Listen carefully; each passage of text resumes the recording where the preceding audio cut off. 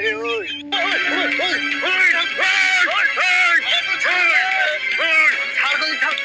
আরে শঙ্কর দা তুই কত বাইলু আর তোর এই অবস্থা কে করলো রে? কে করলো? তোর দু চোখে মারামারি ছাড়ি দিয়েছে আমার এই অবস্থা হয়েছে।